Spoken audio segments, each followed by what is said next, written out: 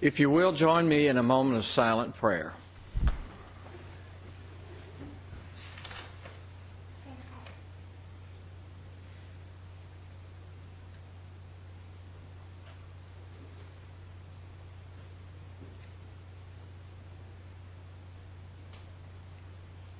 Amen. Tonight we have with us Cub Scout Pack 320 and the Brownie Troop 1457, and I'm going to ask them to help me lead us in the Pledge of Allegiance to the flag. If you would stand, please. Are you ready? I pledge allegiance to the flag of the United States of America and to the republic for which it stands, one nation, under God, indivisible, with liberty and justice for all. Very good. Thank you for doing that. Let me mention who is here with us tonight from Cub Scout Pack 320 and Brownie Troop 1457. And let's see, Landon Cantrell. Landon, are you here? Would you please stand and remain standing so we could recognize you? Brandon Rose, Robert Snell, Albert Kupchik, Corey Johnson, Ethan Condy, Matthew McGinnis, Parker Rourke, Angela Kupchik, Lily Temple, Brianna Johnson, and Emma Douglas. Is that right? Did I get everybody? And Chris Kupchik is your Cub Master and Brownie leader also. Is that right? Yes, sir. Good. Let's give them a round of applause.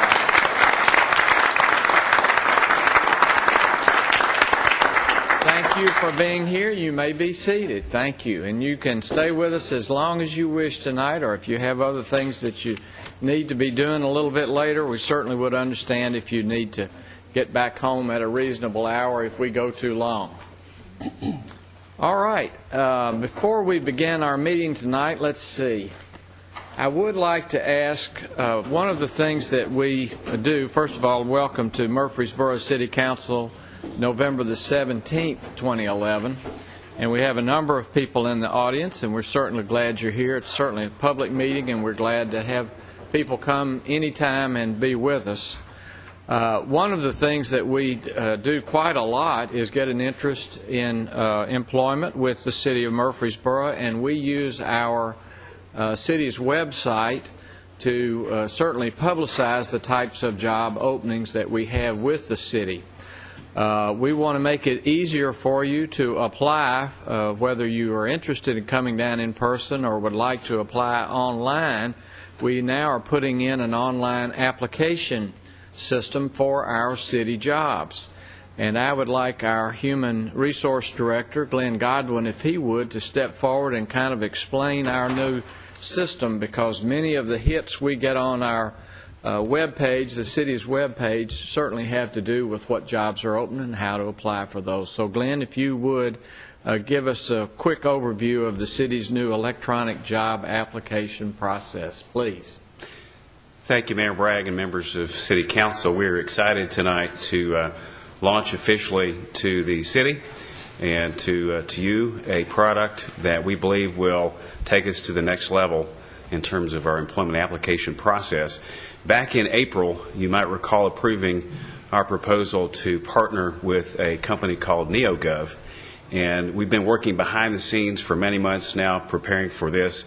We actually had a soft opening or a soft launch back last Monday.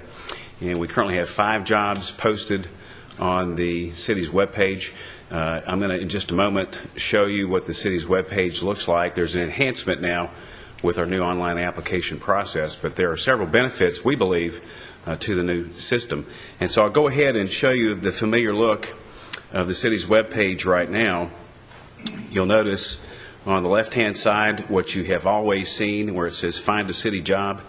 And if you launch that area, you'll notice a little bit of a change to how the webpage looks. And it indicates that there is an application process now that is online. So for those applicants that we've talked to over the years who really were looking for a solution rather than having to make a visit to see us, they now have that. They can apply for work 24/7, 365. So we're very excited to introduce this evening. I will point out that there are a number of familiar areas, and there's some brand new areas as well, so applicants can get a very short snapshot of the positions that are open, the pay ranges for those positions, as well as pertinent qualification and benefits information. So we think that it delivers a lot of information in a very small area. One of the neatest points that I want to point out tonight that I think will benefit everyone, especially those who are interested in working for the city. And by the way, we get almost 3,000 job applications yearly. One of the things that will benefit those individuals, we believe, is something called a job interest card. And a job interest card allows applicants to indicate to us through the software types of positions by category that they may be interested in the future if those positions aren't open right now. For instance, if I wanted to find out more about administrative assistant work with the city, I could select a box there, and once I enroll in the NeoGov account, I will get an email, and I don't even have to go to the city's website. I'll get an email back to my email account about those positions being posted. So it presents us with an opportunity that we've never really had before, and there in the past have been applicants having to check back with us about openings. So we believe this presents a very unique opportunity. The other thing that it does for us is that it creates a better communication aspect between the Human Resources Department and our departments that we work with as internal customers, because we're better able to refer qualified candidates to our internal customers, whereas in the past we weren't able to do that as well. So we think that there are many fronts that our new online application process presents. And finally, if those individuals still struggle and they need some additional assistance in applying online, we have a kiosk in our department now in the Human Resources entrance, and we're more than willing to show applicants how to apply. Even if they don't have an email account, you don't really have to have one. You can apply right in our department. So again, we're very excited to be able to present this evening, and I'm glad to answer any questions you might have about it. Certainly, I think it's added additional thing for people who are interested in seeing what's available. The fact that we get some email contact so you can send out to folks who are interested so we don't miss anybody. I think it's an excellent addition, and I appreciate you bringing that to us tonight. Any comments from the council? We'll see how that works, and thanks for bringing that forward to us. Thank you very much. Thank you. At this time, I would like to recognize one of our council members who's had an exceptional service this week, and I think all of us were aware that we had the Read to Succeed All-Star Celebrity Spelling Bee, and Council Member Toby Gilley, representing the City Council, and certainly his family and a lot of people who like Toby. You did an excellent job by being there, and exceptional experience by being one of those who volunteered his service and spirit to do that. So I've got a plaque here that recognizes that effect, and as those of us who have been in the spelling bee before and have gone out before the winter did, I join you on this council. Thank you, Mayor.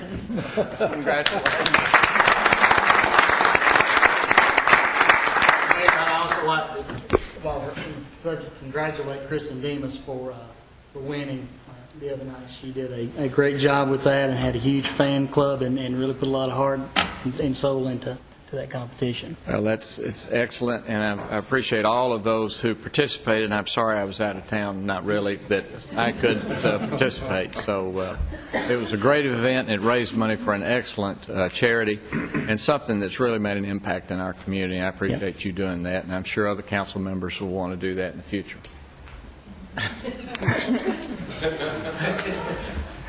All right, moving on. Council members, you have your consent agenda before you tonight.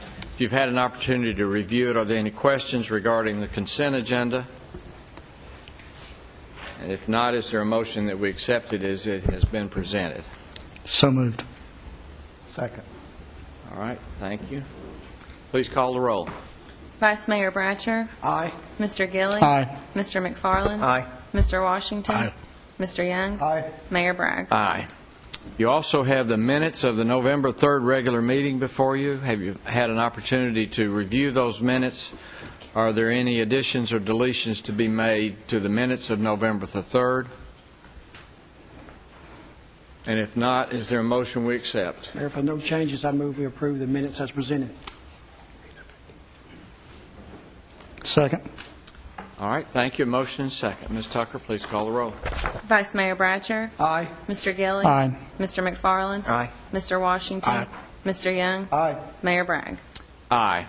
Let's hear now from Ms. Corey Wells with regards to the Read to Succeed one book selection for 2011, since I've already given you this great introduction with our council member Gilley, who came and did such an outstanding job.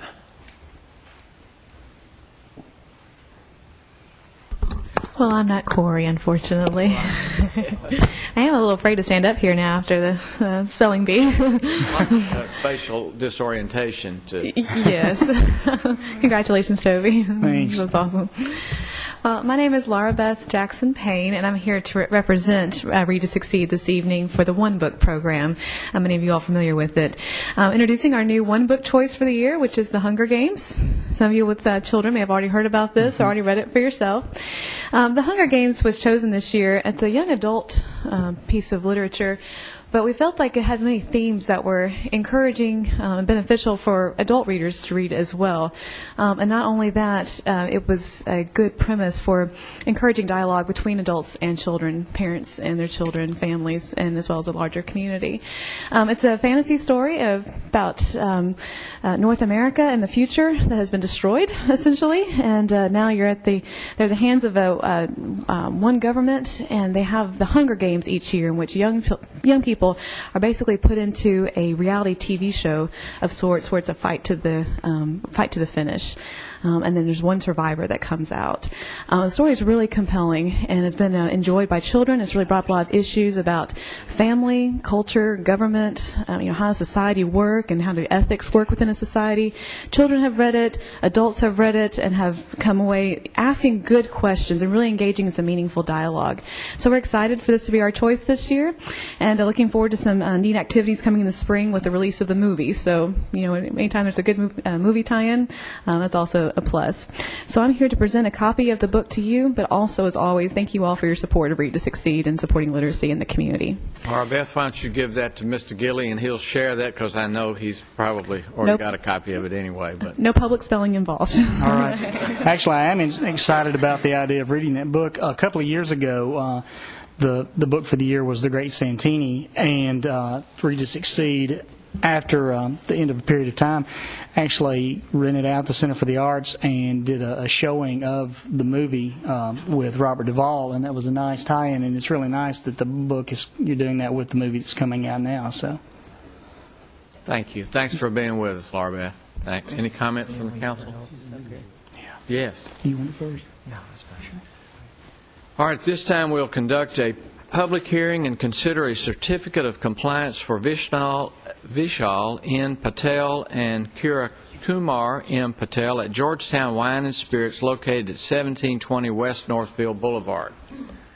Is anyone here wishing to speak for or against this certificate of compliance being issued to these individuals? Yes, we would. Please come forward to the podium, please.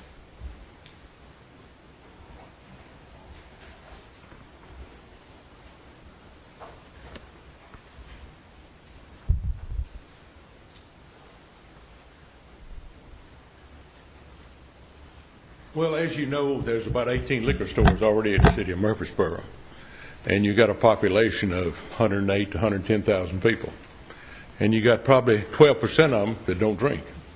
So you start cutting the pie up, even with 18 liquor stores, and it's kind of short on that, and the way the economy is too. Can you give me your name and address, please? My name's Ed Farrell. I'm co-owner of City Limits Liquor. And an address? 6608 Burkett Road. That's in Antioch. Thank you. I know that everybody thinks you get in the liquor store business, you're going to get rich. Wrong. But, like I say, it's just so many liquor stores now, the pie is cut pretty thin. because we've got a lot of customers that used to come in, say, 3 or 4 times a week and buy a fifth. Now they might come in and buy a half pint, kind of economy. A lot of them don't work. A lot of them, but job has been cut back. And I know these fellows, if they get the license, I mean, they're going to take a little business from everybody, and I don't know, they might not succeed. So that's about all I've got to say. Any questions? You want to ask me anything? Okay. Thank you. Thank you. My name is Linda Wilson, and I live at 851 Liberty Pike in Bell Buckle. I have been employed with City Limits since 1998, and we have a great business, but like Ed said, there's so many liquor stores that we mom and pop stores can no longer make a go of it because there's so many bigger stores that come in, and every time one of them opens, it takes just another piece away from us. And when someone goes out and invests $300,000 to $400,000 into a liquor store to make a living, it's very hard every time another new store opens up. All right, thank you. Okay, thank you. Thank you for being here. Anyone else wishing to speak for or against?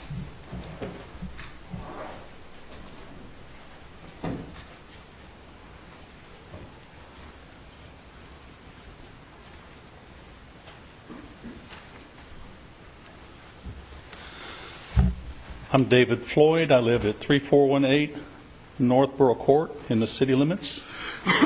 And I am in favor of this. Competition is good for all of us. It improves all of us. It is the American way. And I like the convenience opportunity. Thank you. Thank you. Anyone else wishing to speak for or against?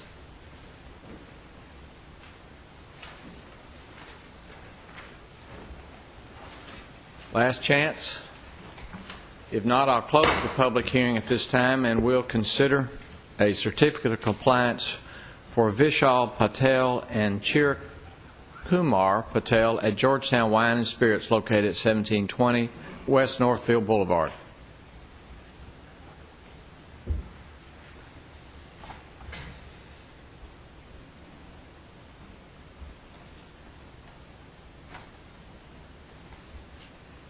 And it does meet all the requirements of My understanding it is. I'm not sure that whether we wanted to or not, we're not legally allowed to limit under the city's charter. Is that my understanding? You would address that for us, Ms. McGann. We don't have any limit on number or distance requirements other than for churches and schools currently on the books. So if the council wanted to add some, it wouldn't have an impact on this request. So in other words, as long as it meets all of our requirements and is within the certain distance limitations of a church or a school, there really is no basis to deny the request. Is that a fair statement? There isn't a basis of record now to deny based on competition. You have some generalized standards if there was some other reason for believing this was an inappropriate location. You've got some general language, but it does meet the specific requirements about zoning and distance. Okay. Thank you. With that, Mayor, then I move for approval. All right. Thank you, Mr. Gilley. Is there a second? Second. All right, you have a motion and second. I appreciate you being here. I just want to say that we generally do not limit legitimate business in the city of Murfreesboro. We don't limit the number of taxis, newspapers. I used to be in the printing business. It would have been great to limit the number of printers in Rutherford County and in the state, but we don't limit those kinds of things. And I understand that other cities do on some population basis or something else. What in effect becomes a franchise. And in this instance, we do not, and we do not find, I think we'll vote on this in a minute, we probably do not find a reason not to at least offer these folks this certificate of compliance to go into business. And Mayor, as you said, you were in the printing business. The same holds true for any other retail or service industry within the corporate city limits, whether it be a clothing institution or a supply store, grocery store. We treat all those the same.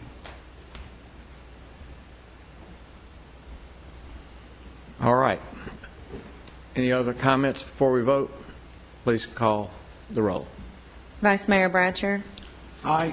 Mr. Gilley. Aye. Mr. McFarland. Aye. Mr. Washington. Aye. Mr. Young. Aye. Mayor Bragg. Aye. Again, thank you for being here, for those of you who did speak. At this time, pursuant to a resolution adopted by City Council on October the 13th, 2011, we'll conduct a public hearing to consider amendments to the zoning ordinance regarding building height in the RM12 and the RM16 districts. Notice of the said public hearing was published in the October 30th, 2011 issue of the local newspaper. Welcome, Ms. Ely. Thank you, Mayor Bragg, and good evening, council members. The first and only public hearing that Planning Department is bringing to you is to consider changing the maximum permitted height for multifamily developments in the RM12 and RM16 district. This recommendation is coming to you from a history of staff meeting with applicants and developers of apartment communities who have stated that a part of increasing the quality of their development is including, or is having these apartments having higher ceilings, which tend to be about 9 foot in each apartment. And this is something that is part of when they generalize an apartment as upscale. That's one of the factors that's in that. And as you know, our design standards, we have increasingly seen better and better designs come to the city. So by providing those higher ceilings and then the interesting roof lines, we've had several instances in the past where the applicants have needed to go to before the Board of Zoning Appeals to request a variance to allow this new type of design. So the Planning Commission thought it was appropriate to amend the zoning ordinance so that these applicants would no longer need to go to the Board of Zoning Appeals to get that height variance, but it would be something that's permitted by right. The changes essentially can be described in four points. The first is that Chart 2 is being amended to increase the maximum permitted height from 35 to 45 feet for the RM12 district. The second change is very similar, except for it references the RM16 district. So the maximum height in Chart 2 is being increased from 35 feet to 45 feet. The third change is to add some verbiage about stories. Currently, we don't limit the number of stories in that 35 feet, but we do limit that height. So the fourth change would be to say, although you can have a 45-foot tall structure, it can be no more than 3 stories, and that's typical of the type of development that we see in Murfreesboro. And then the fourth change is something that's very minor, but for some time we've had a misspelled word in our definition of building height. The definition references a gabrel roof, and in fact that should be gambrel. And so while we are making these changes to height, we thought it would be a good idea to go ahead and clean up that language so that everybody would understand what is meant. And of course, gambrel is a roof that you typically see on a barn. So the changes there are 4, but essentially they're to allow the RM16 and RM12 multifamily buildings to be a maximum height of 45 feet and limited to 3 stories. There were 6 members of the Planning Commission present when they voted on this matter, and it was passed unanimously. If you have any questions, I'd be glad to answer them either before or after the public hearing, but the Planning Commission did recommend approval of these changes to our zoning ordinance. Any questions? I think we may want to confer with Mr. Gilley to make sure that there's not any other spelling errors in the I've reviewed it, and that is the only one I've found so far. Thank you. I think he's your man. Thank you for putting the onus on me for that. Would you spell that? ONUS. Mayor, I'll make a comment. Ms. Ely, we looked at, this has been going on for a fairly long time in the Planning Commission, looking at site plans and all, and there's been some really interesting roofs that would be very advantageous to the development and the city, and we weren't been able to do that without this. So this is going to give us a little more variety in our roof lines and the opportunity to improve some of the site plans as far as the roof lines are concerned.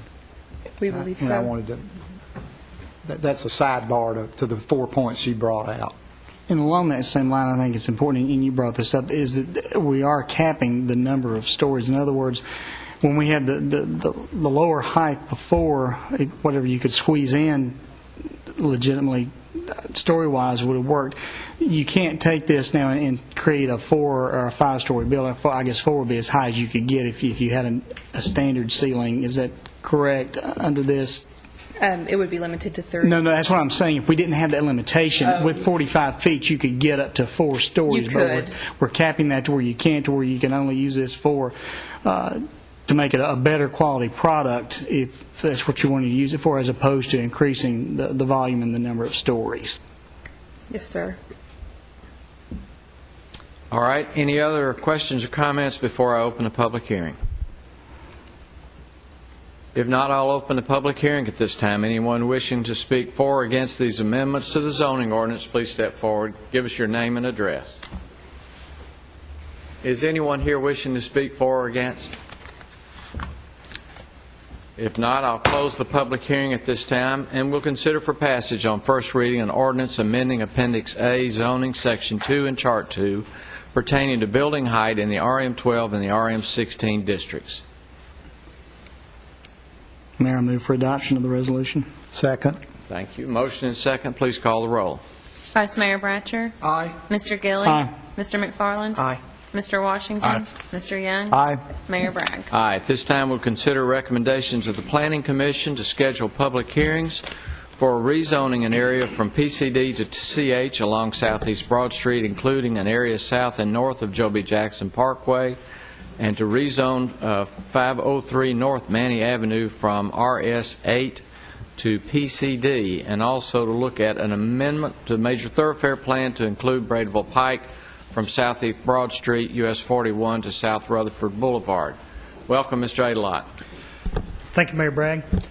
During its regular meeting on November 2nd, the Planning Commission conducted public hearings and recommended approval of the following matters. And you read those. That would be the rezoning request for approximately 19.11 acres along Southeast Broad Street from PCD to CH, and approximately and 12.97 acres south of Joby Jackson Parkway, and approximately 6.14 acres north of Joby Jackson Parkway to Commercial Highway. The second is to rezone 503 North Manny Avenue as a planned commercial development. These just need to be scheduled for public hearing. All right. Ms. McGannon. Mayor, I would suggest December 15th. December 15th, Council?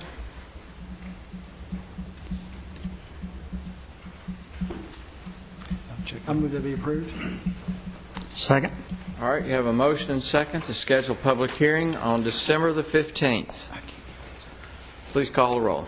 Vice Mayor Bratcher. Aye. Mr. Gilley. Aye. Mr. McFarland. Aye. Mr. Washington. Aye. Mr. Young. Aye. Mayor Bragg. Aye. Also, during its regular meeting on November 2nd, the Planning Commission conducted a public hearing to amend the Major Thoroughfare Plan to include Bradeville Pike as a listed improvement in that document. Bradeville Pike is a state route, and it is designated as State Route 99. The portion of the street proposed for inclusion is located between Southeast Broad Street and South Rutherford Boulevard. The street is proposed to have 3 lanes, sidewalks, bike lanes, and transit shelters, and is proposed to be listed as midterm improvement number 30. The matter is being forwarded to the City Council for concurrent approval. No public hearing is required by the Council. The Planning Commission, as I said, did conduct a public hearing, and it did unanimously recommend, actually it did adopt that change and recommend that you also approve it. All right, so you have this amendment to the Major Thoroughfare Plan before you. Are there any questions?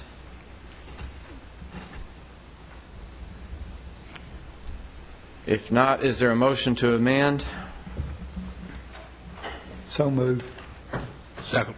All right, you have a motion and a second. Please call the roll. Vice Mayor Bratcher. Aye. Mr. Gilley. Aye. Mr. McFarland. Aye. Mr. Washington. Aye. Mr. Young. Aye. Mayor Bragg. Aye. Thank you. Thank you, Mr. Adelot. This time we'll consider recommendations of the Transportation Director for Bradeville Pike improvements, Southeast Broad Street, US 41 to Rutherford Boulevard, and Stones River Greenway extension, Old Fort Park to Barfield Park. Welcome, Mr. Richardson. Good evening, Mayor Bragg and council members. This is a follow-up or companion item to what Mr. Adelot presented. This evening we're presenting to you the documentation and implementation documents to move forward with this project. This is a project that's had a lot of, I think, public discussion and debate between Plan Commission, Council, citizens, and so forth. We did hold the public hearing for amending the plan to try to get additional input to this. As you know, Braidwell Pike's just an old state route that's been around for many years. It's substandard by the city standards, where we typically would build a curb and gutter street. It is a just two-lane ditch section road that's built in a 50 and 60-foot varying right-of-way up and down this stretch between Broad Street and Rutherford Boulevard. We've been working with the Department of Transportation over the last couple of years. We, for expediency's sake, tried to make some interim improvements and safety's sake between Middle Tennessee Boulevard and Minerva. You may recall that back 2009 we did a paving project which gave us the ability to have 2 lanes and at least a striped and designated place for pedestrians and bike outside of the travelway. During that period, we've also been working with the Department of Transportation and trying to set up a longer-term project, and the funding did approach the Department of Transportation and made a proposal to them wherein we would do this in partnership. The City of Murfreesboro would provide some of our federal funding allocations, formula funds, to the project, and also supply the match to these funds if the Department of Transportation would agree to pick up the remaining cost associated with this project. In your packet, there is a breakdown of the physical impact. The current funding for this is projected at about $7.4 million. Out of this, the City of Murfreesboro is allocating $1,067,000 in federal formula funds that we have available. We are providing the match in the amount of $366,880.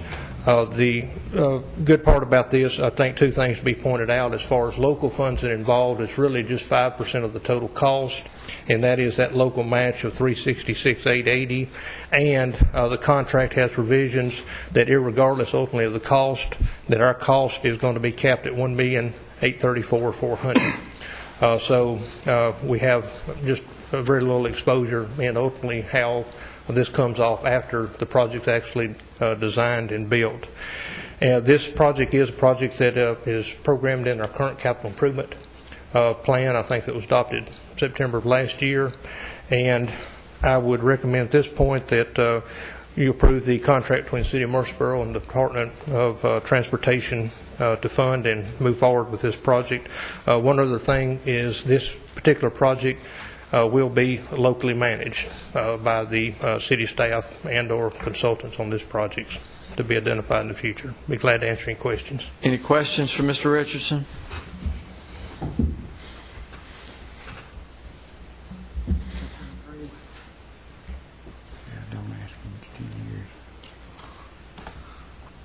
Are there any questions? If not, you have this recommendation on Braidwell Pike improvements before you. Is there a motion? So moved. Second. All right, you have a motion and a second. Please call the roll. Vice Mayor Bratcher. Aye. Mr. Gilley. Aye. Mr. McFarland. Aye. Mr. Washington. Aye. Mr. Young. Aye. Mayor Bragg. Aye. Thank you. The second item this evening deals with the Stones River Greenway extension, the project from Old Fort Parkway to Barfield Park. The Stones River Greenway extension project has been under development for many years, starting with a preliminary study that was done back in 1998. Since that point in time, we have been working on various phases of this. This is a 4-phase project, and to date, 3 of the 4 phases have been concluded. In nearing the completion of this project, we thought it was prudent to go and analyze the remaining funding. We are in a position to where a lot of the funds that have been applied in the last 2 transportation acts that were even applied to Gateway Trail and some others are kind of running out, and also we felt that we needed to do a good audit of this to know exactly how much money that we did have left from the federal side, so that we could certainly fit in the construction of this project to fit within our budgetary means. In looking at this and working with the Department of Transportation, we did identify some other funds and consolidated these all into the one contract that would utilize the composite of the remaining funds. What you see before you in the breakdown is that we have federal funds in $3,688,000 at $313 and change, and applying that match, we have a little bit over $4.6 million. This would be needed to fund the right-of-way acquisition phase for Phase 4. We're doing the appraisals at this point in time, and also ultimately pay for the construction of the final phase of this project. To make sure that all the funds are in the right place to be able to get these federally obligated, I provided you this evening Amendment Number 1 to the original funding contract between the City and the Department of Transportation, and would recommend approval of this amendment. All right, any questions of Mr. Richardson regarding this amendment to our agreement between TDOT and the City of Murfreesboro regarding Stones River Greenway Extension, Phase 4?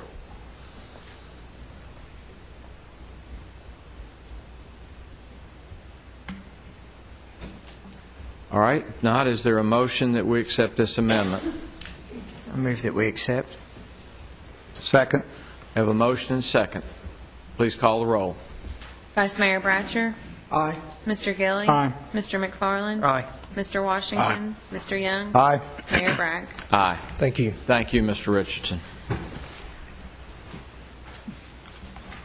All right, this time we'll consider recommendations of the city manager with regards to a proposed agreement with U.S. Real Estate LP for Project Tango. Mr. Lyons. Thank you. Mayor Bragg, members of City Council, at your November 3rd meeting, you authorized the mayor to sign a contract with Plateau Excavating for Project Tango in the amount of $7.2 million. Your authorization for the mayor to sign that contract included a number of contingencies. A good deal of progress has been made toward those, one of which dealt with a financial security or guarantee to the city. As we have shared with you, this excavation contract with Plateau Excavation will have no city dollars in it. It will be funded by a fast-track grant from the state of Tennessee, and the balance of that cost will be borne by Plateau Construction. So what we wanted to do is make sure that the city had a financial protection so that because the contract was between the city and Plateau, we wanted to make sure that we would get our money back. So what we have for you is a backstop agreement that does bind the company to pay all expenses. It also includes a guarantee from the parent company, USAA, as an additional security to the city. So this was one of the items that we had indicated to you we wanted to have in place before we would ask the mayor to sign the contract, and we present that to you this evening for your approval. So they're guaranteeing all of the costs regardless of whether the state pays anything or the client pays anything? Correct.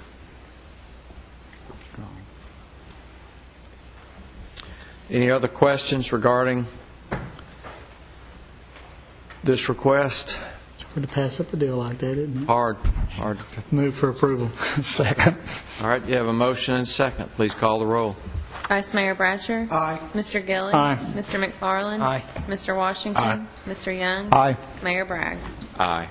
At this time, we'll consider recommendations of the Pension Committee, the City Attorney, and the Human Resource Director to add Roth option to the city's existing deferred compensation plan with ING.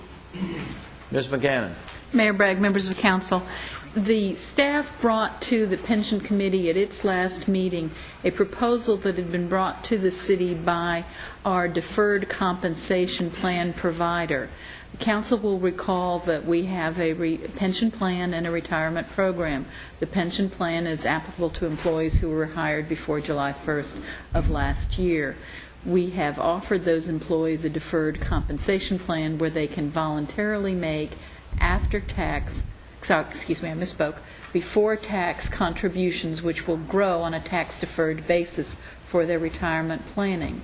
Due to changes in federal law, this program now can be amended to include a after-tax retirement planning option so that employees can have the taxes paid now so that all investment growth and all payout to them at retirement would be federal income tax free. It is similar in concept to the Roth IRA, with which some of you may be familiar. It is different in that the amounts which can be contributed are larger. It is something that staff felt would be beneficial to employees because due to the federal income tax rate they're paying now, it may be advantageous for them to contribute after-tax dollars because those would be the only tax dollars they would have to pay. The administrative effort on behalf of the city, should you accept the recommendation to add this program to the existing deferred compensation, there would be some minor expenses with software changes we need to track separately the before and after Roth deferred comp or non-Roth deferred compensation plan, but the cost of having the investment is borne by those employees who choose to participate. There would not be a city cost there.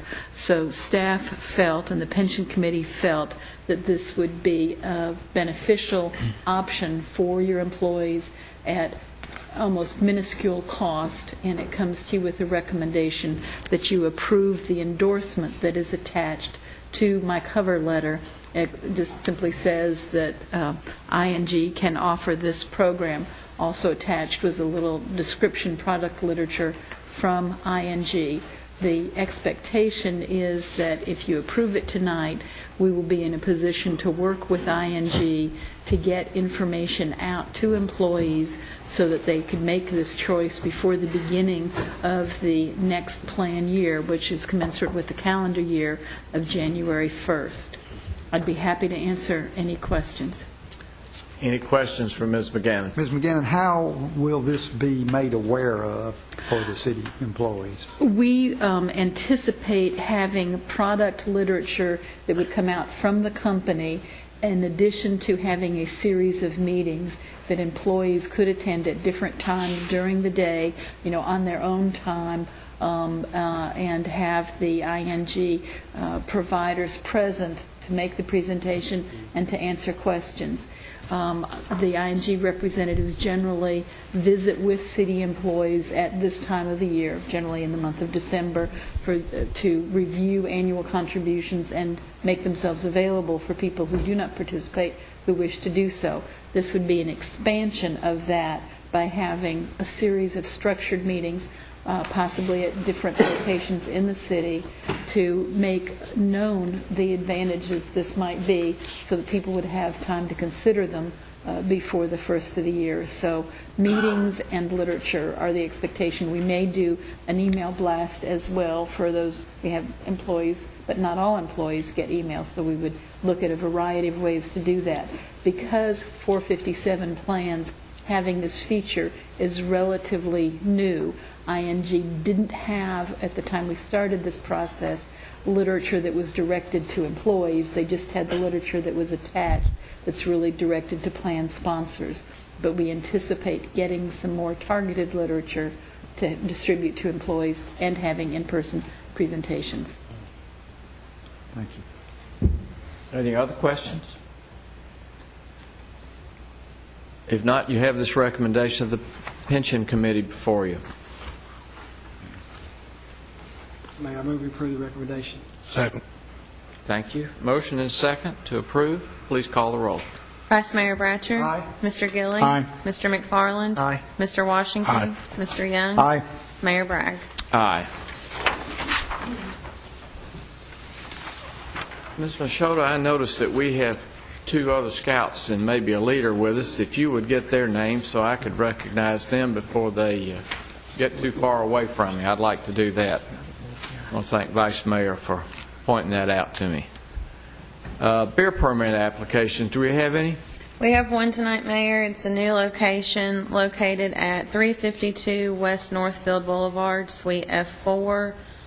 They are pending their final building and codes inspections, but we anticipate these to be done very soon. They've met all of our other requirements, and we recommend that Mayor and Council approve this location pending the building and codes inspections. All right, council members, you have this application before you. Move for approval.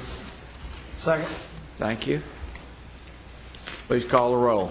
Vice Mayor Bratcher. Aye. Mr. Gilley. Aye. Mr. McFarland. Aye. Mr. Washington. Aye. Mr. Young. Aye. Mayor Bragg. Aye. This time you have a list of the statements to be considered for payment before you. Are there any questions regarding the bills to be paid?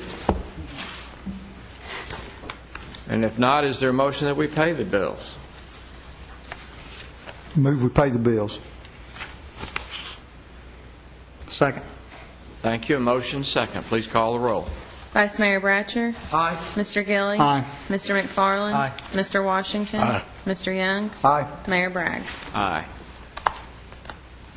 All right. At this time, is there any other business to come from the council? Thank you, Ms. Machota. Let me introduce from Troop 374, the Blackman United Methodist Church, Austin Forsberg and Tyler Forsberg, and their leader, who has a similar name, Kevin Forsberg, who are here as scouts tonight. And I imagine you're working on a merit badge, are you? Good. Stand up and let us recognize you. We're glad you're here, all of you. Thank you.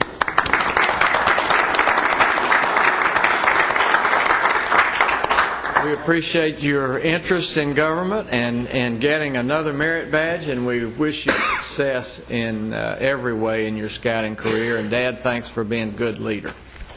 Thank you. All right. Is there other business, Mr. Lyons? Yes, sir. I do have one item that is before you. This will be the first amendment to an agreement with Mr. Parks and Mr. Adams on a road development agreement. And I'd like to present that to you this evening. Just to give you a little bit of context, the city has been very aggressive at using road development agreements as a way to cost share when the city needs to widen road or construct a new road. We've got 11 road development agreements that total $22 million worth of construction. And in those road development agreements, $13 million, or a little bit more than half, is to come from developers. And we've already received payments of $7.3 million through these road development agreements. One of the roads that we've used road development agreements on is the Veterans Parkway, both when it was called the Southwest Loop and now called Veterans Parkway. In those, we expected the developer to donate the right-of-way, pay for 60% of the construction cost, and to begin to make repayments to the city 2 years after substantial completion, and they would pay that out over 10 years. Mr. Parks and Mr. Adams developed a neighborhood called Marymount. It's a beautiful neighborhood, and that went across Veterans Parkway 3A and 3B. Mr. Parks, Mr. Adams approached us this summer. We're all well aware of the housing downturn, and had indicated that they were seeking a purchaser for that land, and they wanted to make an advance payment to the city of $800,000. So your staff negotiated a prepayment, and this is the part of the process where I did not do what I should have, and that is bring that to you for your approval, and for that we do apologize. We negotiated a net present value, since the city was going to be receiving that $800,000 well in advance of what that normal schedule should have been. And so what we'd like to do right now, Mr. Crumley is going to go over how we calculated the net present value, and then I'll address how we prevent this from happening again. If you look at page 2 of the handout in front of you tonight, and if our folks in the TV control room can put the Elmo up on the screen, I'll apologize in advance for how small it is on the television screen. The net present value is a calculation of a future string of payments and what that string of payments would be worth if they were paid today. You choose a discount rate, which is usually either an inflation rate or the rate the city would have earned on the money had it invested in some other way, and you determine that discount, what a current payment would be similar to. You can look on our spreadsheet here, and you can see that in the Marymount example, there was a 12-year repayment schedule of the roughly $1.6 million estimated construction cost. When you apply that 3% discount rate over that 12-year period, a real value in today's dollars would be $1,268,539. We applied the $800,000 payment made on October 4th by Mr. Parks and Mr. Adams and left a remainder of the original development cost of $468,539. We knew what the actual construction costs of veterans were. We've now added that difference. The process was a little more expensive than the original estimate. We've added back $61,324.51 for the actual cost of construction versus our estimate of some 3 years ago to come to the amended road development agreement with a value on it of $529,863.53. We believe that's fair to both the city and to the developers. So, Mayor, the document that's before you is the First Amendment. It acknowledges that net present value calculation that Mr. Crumley just outlined. That was the step in the process we should have brought to you beforehand. It establishes the repayment dates, 10 years, beginning October the 29th of 2012. September, I'm sorry, correct. It, as Mr. Crumley indicated, takes the estimated construction number and puts it into the final construction number of $1.6 million. It also adds the ownership of Adams and Parks General Partnership to the First Amendment and provides 78.73 acres as the city in a second position. So we bring this to you for your approval. Mayor, I think the staff has worked hard for a long time to make sure that items that require your approval come to you for your approval. And in this case, that didn't happen, and we accept responsibility for failing to do that. That was our error. But we have internally met to talk about how we can refine that process so that we don't make this mistake again. We both have an inventory of these development agreements that we'll continue to use as a guidepost. But the other thing that we will do is, as deal points like this get nailed down, and while they may be contingent upon some future action involving third parties, what we'll do is we'll go ahead and bring those to you at the time we nail down those deal points and make it subject to various conditions. A few minutes ago we just talked about Project Tango, and we had, at the time we presented that, given you a number of conditions that would need to be met. So if we do those at the time they're fresh on our mind, we think that can be another step. Again, you expect us to bring items to you for your approval. We didn't do that in this case. We will work hard to make sure that does not happen again. I'll certainly be glad to answer any questions. Any questions for Mr. Lyons or Mr. Crumley or Ms. McGannon? I think we can certainly hope we have the opportunity to get any answers that you may have. I do have a question, Mr. Crumley, and I understand you use 3% and having owned real estate, and some of it I got to sell years ago, some of it I didn't. How did you come up with the 3% as the cap rate? We felt that 3% was going to reflect inflation for the next few years. The city is not earning anything like 3% on our investments at this point in time. So we looked at what was projected for the near term in terms of an inflation rate and used that, and it was 3%. Did you do any calculation with 2% or 4% or? Actually, we did. Obviously, the lower you go on the discount rate, if you go to 2% on the discount rate, larger remainder for the developer to owe the city. Likewise, if you go to 4%, a higher discount rate, it would have been a smaller remainder what the developer would have owned. All right, any other questions?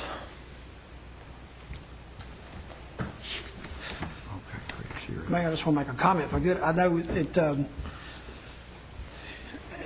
we've seen a bunch of these deals throughout the years. We've been very aggressive in road projects. We've had, I don't know the millions of dollars. You may know a $20 or $30 million amount of road projects we've had in the most recent future. We've seen a lot of these come before us, and while I know that the staff probably deeply regrets this not being brought to us, and I know it was just an oversight, and I feel like that I have to say that, Mr. Parks and Mr. Adams probably took some hits on this, and they did nothing wrong. As far as I know, this is a deal that we made, as the staff made, and I feel like it's a fair deal.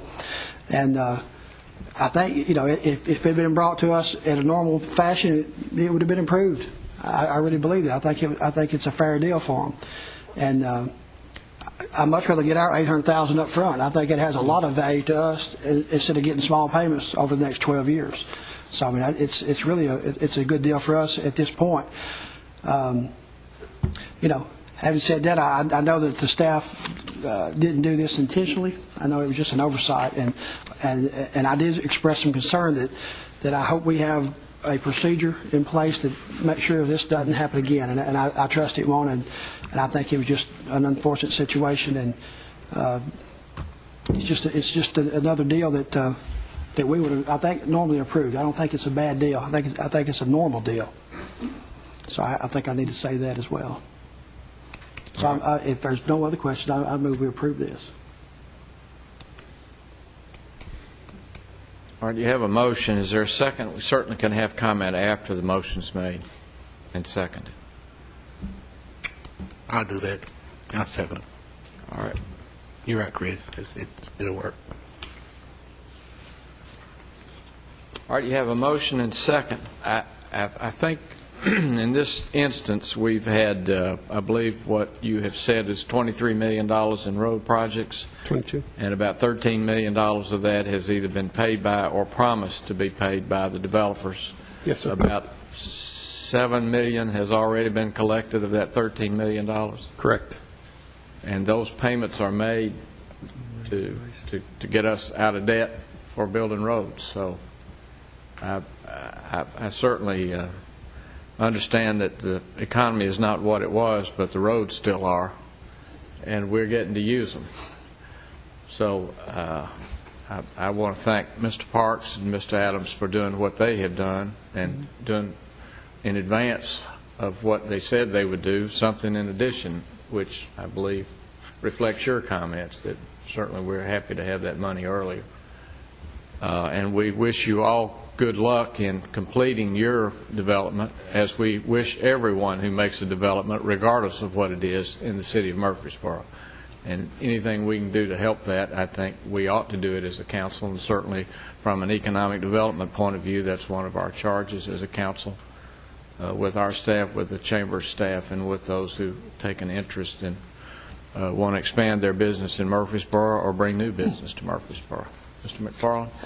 I was just going to address another point, and we just got finished with the city manager evaluation a month ago or a month and a half ago, and I think the one thing that you can say about Mr. Lyons, since he has taken this position, that he has gone above and beyond letting council know in the amount of information that we get, whether it be the Friday weekly update that lets us know everything that's happened the past week. Ms. McGannon and her staff go above and beyond to give us an amount of information to make sure that we're abreast in everything that happens within the city. So, I appreciate Mr. Lyons saying that he made a mistake, and it would be easy just to point blame to different individuals, and just like someone who's head of an organization takes the blame or takes the credit when things are good and shares the credit, but also takes the blame when they mess up. So I don't think this was something that the staff did intentionally to try to hide from the council. I think it was a mistake. And when you are running an organization the size of the city of Murfreesboro with a $100 million budget and 900 employees, and you deal with so many complex things on a daily basis, there are mistakes that are going to be made. And although this was one that I think that we see that could have been prevented in ways that we handle things, it will not be the last mistake that a staff member makes. But the right thing to do is come forward and say, we made a mistake. This is what we're going to do to learn from it, where we don't make that mistake again. So I just want to ensure the public that, from dealing with Mr. Lyons, we do not suffer from a lack of information of what's going on within the city government. So a mistake was made, and we move on, and we learn from our mistakes and get better as we move forward. Thank you. Anyone else? All right, we have a motion by the Vice Mayor and second by Mr. Washington to accept this amendment. Any other questions or comments? If not, please call the roll. Vice Mayor Bratcher. Aye. Mr. Gilley. Aye. Mr. McFarland. Aye. Mr. Washington. Mr. Young. Aye. Mayor Bragg. Aye. Thank you. All right, and as to board and commission appointments, I would like to ask for the reappointment of Camden Weatherford Dement, Aurelia Holden, and Robert Underwood to the Evergreen Cemetery Board. Move for the mayor's approvals. Second. Motion second. Please call the roll. Vice Mayor Bratcher. Aye. Mr. Gilley. Aye. Mr. McFarland. Aye. Mr. Washington. Aye. Mr. Young. Aye. Mayor Bragg. Aye. Is there any other business to come before the council? If not, you're adjourned. Oh, excuse me, Ms. Vice Mayor Carter. Will we not meet next week, right? I'm not sure. Happy Thanksgiving. That's right. We will not meet on Thanksgiving Day. Happy Thanksgiving. You're adjourned.